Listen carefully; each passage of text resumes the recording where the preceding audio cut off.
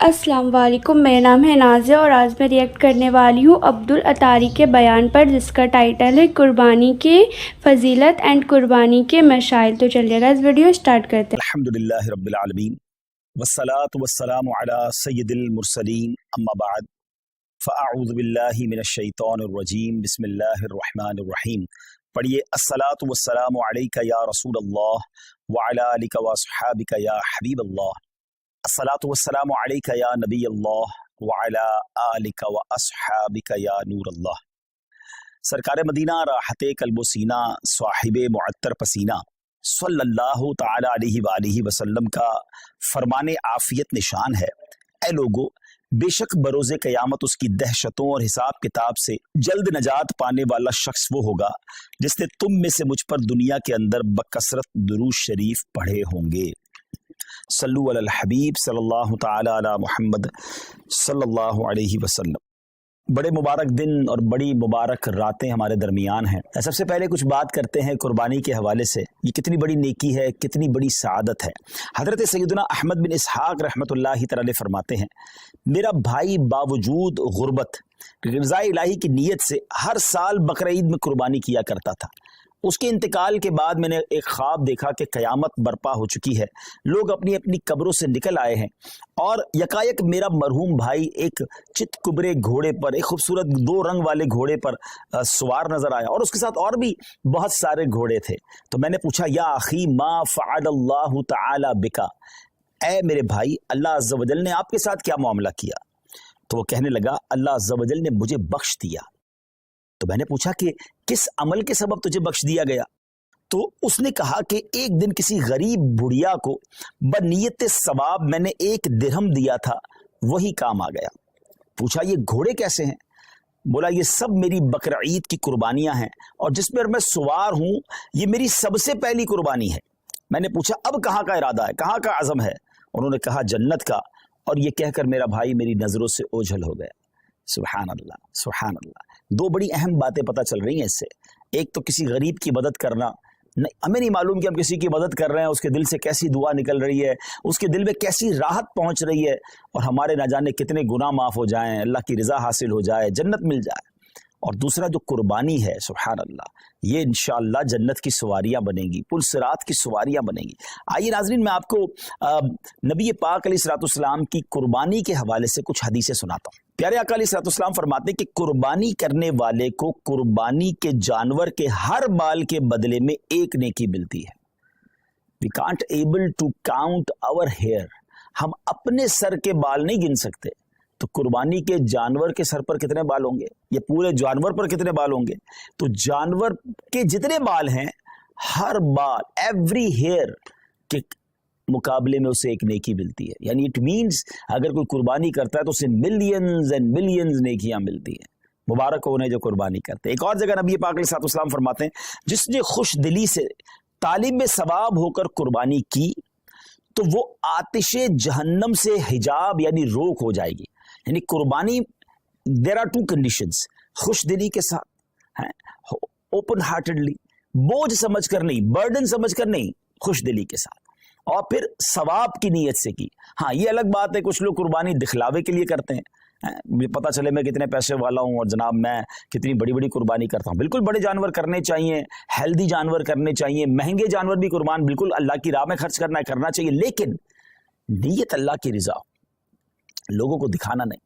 تو پھر انشاءاللہ یہ جانور، یہ قربانی جہنم کے مقابلے میں آڑ بن جائے گی، روک بن جائے گی۔ ایک اور جگہ سرکار دو عالم علیہ الصلوۃ والسلام نے اپنی پیاری بیٹی خاتون جنت بی بی فاطمہ الزہرا رضی اللہ تعالیٰ عنہ سے ارشاد فرمایا کہ اے فاطمہ اپنی قربانی کے پاس موجود رہو، کیونکہ اس کے خون کا پہلا قطرہ گرے گا تمہارے سارے گناہ معاف کر دیے جائیں گے۔ اللہ اکبر، سبحان اللہ سبحان اللہ۔ جانور کا قطرہ گرنا ہے خون کا اور ہمارے گناہ معاف ہو جانے انشاءاللہ۔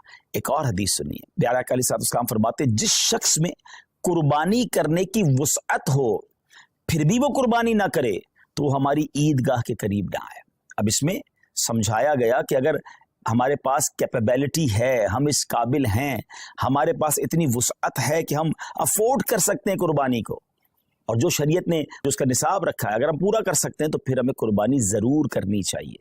یہ بہت بڑی سعادت ہے. آپ یقین کریں کہ عید کے دن، یعنی یہ جو عید کے ایام ہوتے ہیں نا، اس میں اللہ کی بارگاہ میں خون بہانے سے افضل کوئی عمل نہیں ہوتا. تو جہاں فرض نمازیں پڑھنی اور اگر قربانی واجب ہے تو ضرور کیجئے. اچھا، یہ آج کل بڑی عجیب عجیب لاجکس نکالنے والے بتانے والے بتا رہے ہوتے ہیں کہ جناب قربانی اتنی ساری ہوتی ہے، اس کی بجائے کسی غریب کا بھلا کر دیا جائے.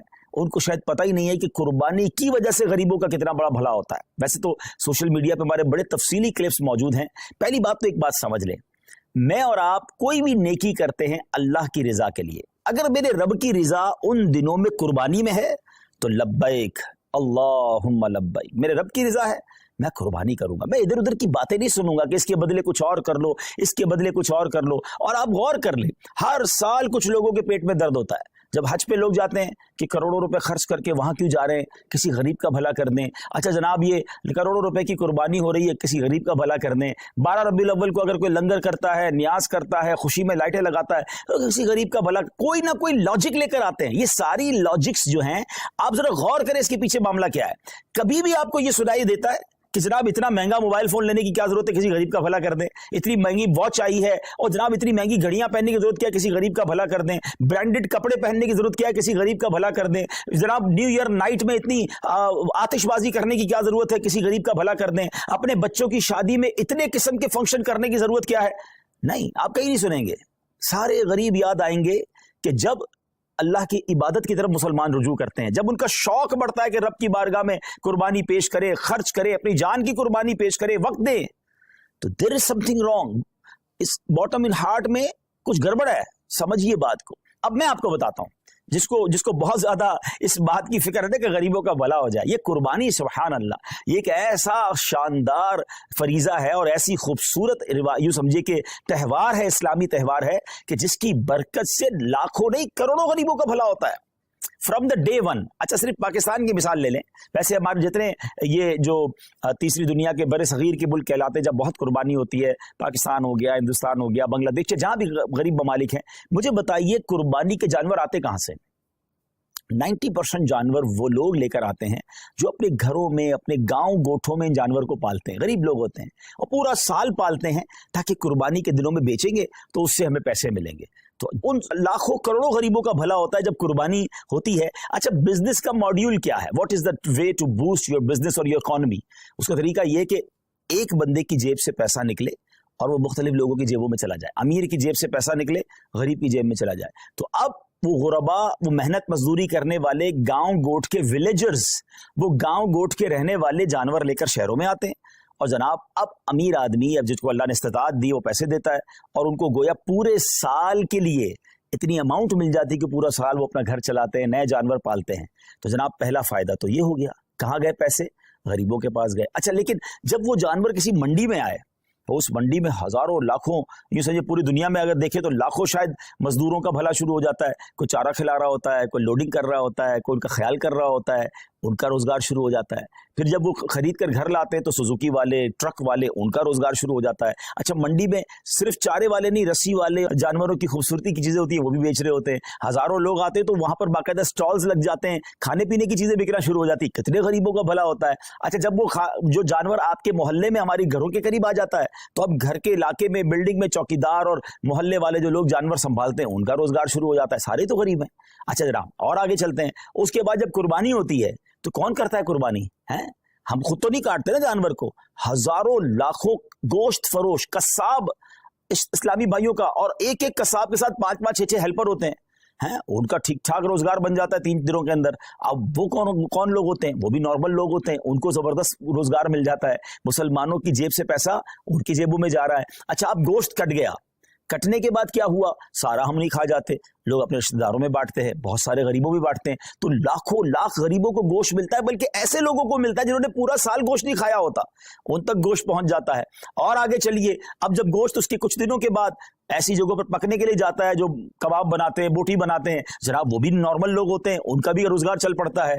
और आगे चलिए तो इसकी जो खालें होती हैं, ये खालें किसी लेदर फैक्ट्री में जाके बिकती हैं, तो वहां शूज, तो जैकेट वो बनता है, तो उसकी सलाई कढ़ाई मजदूरी करने वाले, यानी अगर from the start till the end देखें तो करोड़ लोगों का बिजनेस चलता है, रोजगार चलता है, मजदूरी मिलती है, गोश्त मिलता है। सुभान अल्लाह व बिहम्दिही, सुभान अल्लाहिल अज़ीम।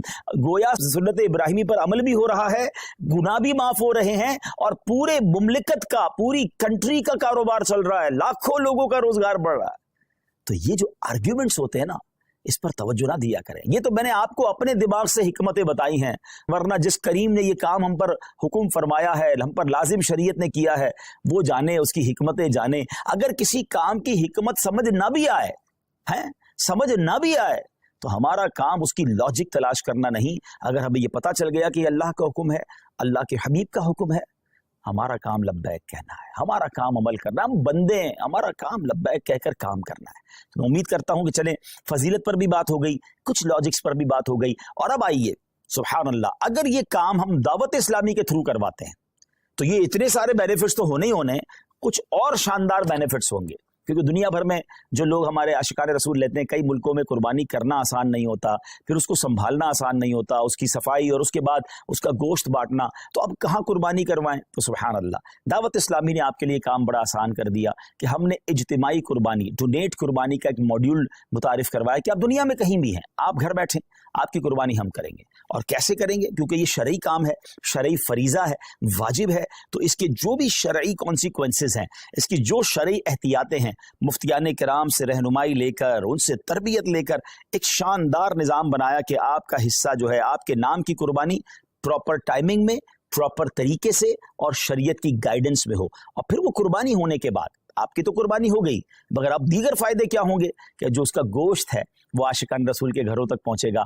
और आप यकीन करें, बाज़ औक़ात तो ऐसे लोगों के घरों तक गोश्त पहुंचता है जो शायद पूरा साल बकरा ईद का इंतजार करते हैं कि हमारे घर भी गोश्त आ जाएगा। आप किसी बैरून मुल्क में बैठे हैं, हम तो रोज शायद खाना अच्छा खा लेते हैं, मगर आपकी उस कुर्बानी की बरकत से किसी का 15 दिन या किसी का महीना जो है घर में गोश्त पकता रहेगा, और उसके दिल से आपके लिए दुआएं होंगी। और उसके बाद उसकी जो कुर्बानी की खाल है, वो आपकी मेरी दावत इस्लामी जो दुनिया भर में दीन मतीन की खिदमत कर रही है, उलमा बना रही है, हुफ़ाज़ बना रही है, मस्जिदें बना रही है, और ना जाने दीन की कितनी सारी चीज़ों पर काम हो रहा है, इंशाअल्लाह हमारा उसमें भी हिस्सा मिल जाएगा। तो देखा जाए तो बेनिफिट ही बेनिफिट है, इंशाअल्लाह नेकियों का खजाना है। तो मेरी गुजारिश ये है कि इस बार आपने अपनी कुर्बानी करनी है दावत इस्लामी के साथ। और हाँ, सिर्फ अपनी कुर्बानी क्यों, अपने रिश्तेदारों से बात कीजिए, अपने दोस्तों से बात कीजिए। इंशाल्लाह मैं अभी कुछ तफसील भी बताता हूँ। मैं आपको पहले ये बता देता हूँ कि हमारे जो इस बार कुर्बानी की रेट लिस्ट है, जो बकरा है पूरा, अगर आप होल गोट करना चाहते हैं तो वो 34,000 है। अच्छा, अब ये तो पाक रुपीज में है। अच्छा, लेकिन जो लोग बैरून मुल्क में, तो उनकी आसानी के लिए मैं करेंसी में कुछ रेट्स बता देता हूँ ताकि आपको ये पता चल जाए कि पर cow share in UK 65 pounds, और अगर कोई फुल काउ देना चाहता है तो 455 पाउंड्स है, और अगर कोई हमें एक गोट देना चाहता है तो 105 पाउंड्स हैं। अब 105 पाउंड या 65 पाउंड एक आपका हिस्सा तो हो जाएगा, लेकिन न जाने कितने लोगों तक माशाल्लाह गोश्त पहुंच जाएगा। तो अपनी कुर्बानी इस बार आपने दावत इस्लामी के साथ करनी है। यूएसए की तरफ चले तो $80 है पर काउ में जो आपका हिस्सा है, और एक गोट, एक बकरा जो है $130 है। कनाडा में $100 फॉर पर शेयर काउ में, और गोट के अंदर 165 कैनेडियन डॉलर्स हैं। यूरोप की बात करें तो 70 यूरो एक हिस्सा है गाय के अंदर, और पूरा बकरा जो है फुल गोट 120 यूरोज बनते हैं। बाकी इसी तरह करेंसीज हैं। यूएई में अगर हम बात करें तो 275 दिरहम्स बनते हैं एक हिस्से के, शायद 250 दिरहम में तो यूएई में आप बकरा ढूंढ नहीं सकते या हिस्सा ले नहीं सकते। और अगर बकरा की तरफ चलें तो आपका बनता है 450 दिरहम। तो क्यों ना हमारे मशरिक वुस्ता के लोग हों, मिडल ईस्ट के लोग हों, यूरोप के लोग हों, अफ्रीका के लोग हों, आशिकान रसूल हों, अपनी दावत इस्लामी के साथ इस बार कुर्बानी करें। और हाँ, मैं तो एक और मशवरा भी दूंगा कि अगर आपने सुभान अल्लाह, नबी पाक हमें भूले नहीं थे, मेरे आका अलैहिस्सलाम ने मिना की वादियों में अपनी उम्मत के लिए कुर्बानी की, तो क्या ही अच्छा हो कि जहां मैं अपने लिए कुर्बानी करूं, वहां मेरे आका अलैहिस्सलाम के नाम की भी कुर्बानी करूं। और ये प्यारे आका अलैहिस्सलाम की बारगाह में इसाले सवाब के लिए होगा। तो हो सके तो पूरी गायें या कम से कम एक पूरा बकरा जो है, हम कहते हैं ना क्या पेश करें जाना, کیا چیز ہماری ہے، یہ دل بھی تمہارا ہے، یہ جان بھی تمہاری ہے، اور سبحان اللہ اللہ نے اور نوازا ہے تو اپنے سیدی غوث اعظم کے ایصال ثواب کے لیے، ایکچولی نام پر تو اللہ کی قربانی ہوتی ہے، یہ دراصل ایصال ثواب کے لیے ہوتی ہے. پھر آگے چلے تو اپنے مرحوم والدین کے ایصال ثواب کے لیے آپ قربانی کر سکتے ہیں، اپنے مرحوم رشتہ داروں کے لیے کر سکتے ہیں. اللہ نے نوازا ہے تو 4 یاروں کے لیے بھی ان کے ایصال ثواب کے لیے کریں، پنجتن پاک کے ایصال ثواب کے لیے کریں. اب یہ دیکھیں نا کہ آپ ان کے ایصال ثواب کے لیے قربانی کر رہے ہیں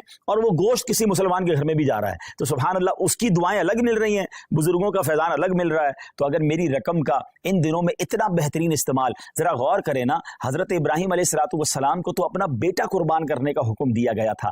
ہم سے تو اتنا بڑا امتحان نہیں لیا جا رہا، ہمیں تو چند روپے ہیں اللہ کی راہ میں خرچ کرنے ہیں. تو بہت سو کو اللہ نے بہت نوازا ہے.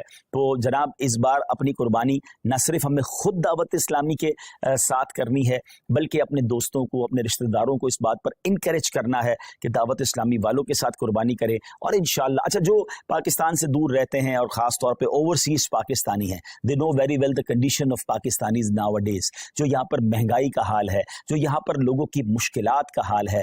آپ سمجھ سکتے ہیں کہ لوگ کتنی مشکل سے زندگی گزار رہے ہیں جو نارمل اور میڈیم کلاس کے لوگ ہیں. تو اب آپ سوچیں کہ ان کے گھر میں گوشت اور قربانی کیسے ہو سکے گی ان دنوں میں. تو اگر ہم ان کا دعوت اسلامی کے ساتھ انشاءاللہ جب یہ قربانی کریں گے تو بہت سارے عاشقان رسول کے گھر میں جو ہے قربانی کا گوشت پہنچ جائے گا. یہ یاد رہے کہ یہ ہماری شرعی احتیاط ہے کہ ہم یہ جملہ نہیں کہہ رہے کہ جناب آپ کی قربانی کا گوشت غریبوں میں تقسیم ہوگا.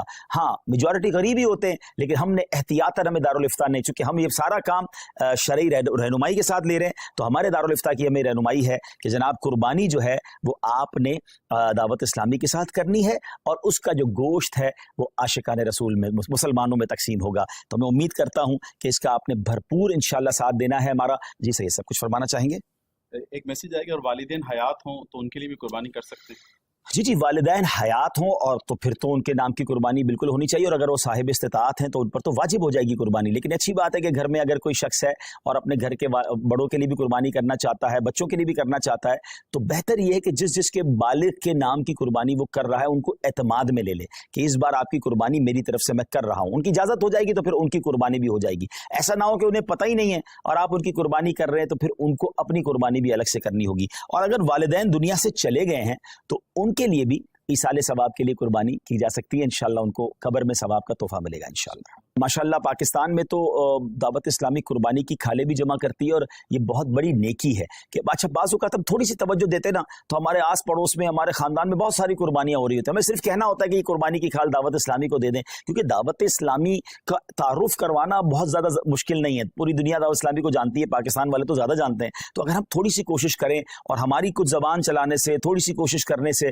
25 50 100 کھالے ہو جائیں اور اس کے ذریعے ماشاءاللہ ایک اچھی اماؤنٹ دعوت اسلامی تک پہنچ جائے گی، تو یہ ہمارے لیے اللہ نے چاہا صدقہ جاریہ بن سکتا ہے. بلکہ ایک اور چیز بھی ہو سکتی ہے. صحیح صاحب، جو لوگ پاکستان میں نہیں ہیں، ان کے رشتہ دار پاکستان میں ہیں، اچھا آپ نے وہاں سے یورپ سے، یو کے سے، عرب امارات سے یا افریقہ سے کچھ قربانی کے حصے تو بھجوا دیے، مگر یہ بھی تو ہو سکتا ہے کہ آپ اپنے رشتہ داروں کو فون کریں، میسج کریں کہ بھائی اس بار قربانی کی کھال آپ نے دعوت اسلامی کو دینی ہے.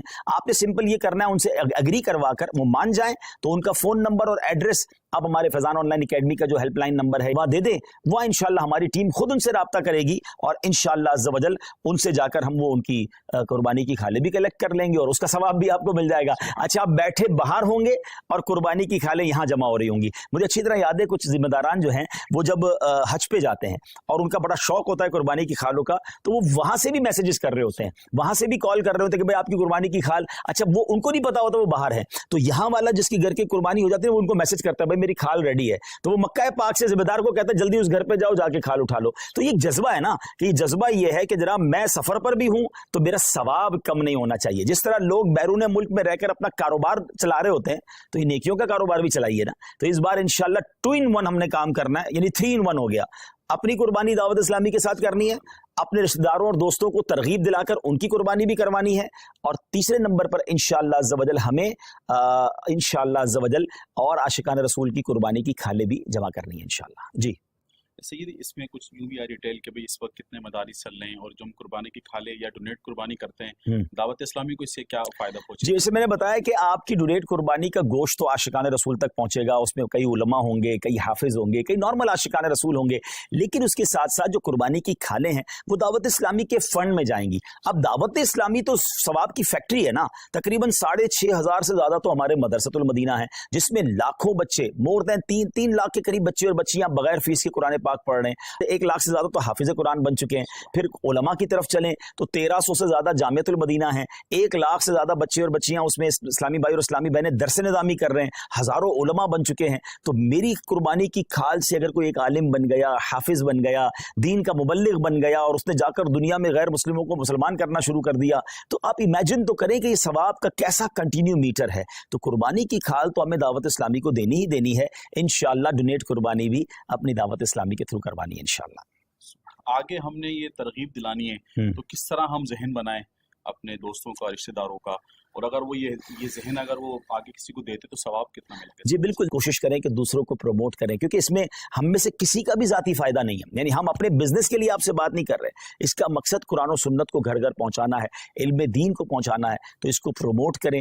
الحمدللہ رب العالمین والصلاة والسلام علی سید الانبیاء والمرسلین، اللہم ربنا آتنا فی الدنیا حسنۃ وفی الآخرۃ حسنۃ وقنا عذاب النار، ربنا تقبل منا انک انت السمیع العلیم وتب علینا یا مولانا انک انت التواب الرحیم۔ رب کریم ہم سب کا جمع ہونا اپنی بارگاہ میں قبول فرما، دنیا بھر میں جہاں جہاں تیرے بندے تیری بندیاں ہمارے ساتھ ہاتھ اٹھا کر حاضر ہیں، اے اللہ سب کی بے حساب مغفرت فرما، ہم سب کے گناہوں کو معاف فرما، ہم سب کی مشکلوں کو آسان فرما، ربی یسر ولا تعسر وتمم لنا بالخیر یا فتاح وبک نستعین۔ اے شفا دینے والے ہمارے سارے مریضوں کو شفا عطا فرما، یا رب العالمین تمام بیماروں کو شفا عطا فرما، بے روزگاروں کو رزق حلال عطا فرما، تنگ دستوں کو فراخ دستی عطا فرما، اے اللہ بے اولادوں کو نیک اور صالح اولاد عطا فرما، جن کو اولاد دی ہے ان کی اولاد کو ماں باپ کی آنکھوں کا نور بنا دے، اے رب کریم ہمیں علم نافع عطا فرما، عالم باعمل بنا دے، ہم میں سے جو حج کو جا رہے ہیں، جا چکے، ان کے حج کو قبول فرما، جو تڑپ رہے ہیں انہیں بھی مکہ مدینے کی حاضری عطا فرما، اے اللہ سب کی قربانیاں قبول فرما، ہم دعوت اسلامی کے لیے جو قربانی کے لیے کوشش کریں اللہ ان کی کوششوں کو بھی اپنے دربار میں قبول فرما۔ اے پروردگار کئی اسلامی بھائیوں نے، اسلامی بہنوں نے میسج کے ذریعے دعاؤں کے لیے کہا، تو سب کے نام بھی جانتا ہے اور کام بھی جانتا ہے، اللہ سب کی جھولیاں بھر دے۔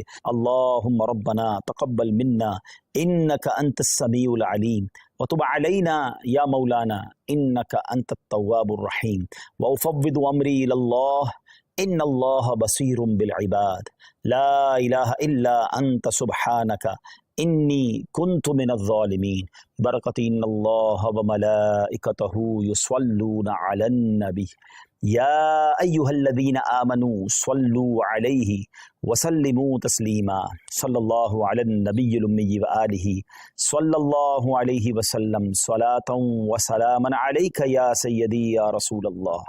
جب دم واپسی ہو یا اللہ، سامنے ہو روضہ رسول اللہ، اور لب پہ ہو لا الہ الا اللہ محمد الرسول اللہ۔